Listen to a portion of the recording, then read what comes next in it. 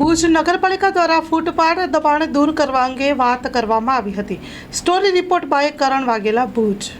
જે ફૂટપાથ દબાણો જે કરેલા છે એને દૂર કરવાની ભુજ નગરપાલિકા વિસ્તારમાં આવેલ તમામ રસ્તા પૈકીના દબાણ દૂર કરવા માટે નગરપાલિકાએ આયોજન કરેલું છે. તે બાબતે નિર્ણય કરવામાં આવેલો છે અને તે અંતર્ગત 2 દિવસ પહેલાં રેલવે સ્ટેશનથી લઈ ભીડગેટ બાજુના રસ્તા ઉપરના જે દબાણો હતા તે નગરપાલિકાની ટીમ દ્વારા પોલીસ બંદોબસ્ત રાખી અને દૂર કરવામાં આવેલા છે.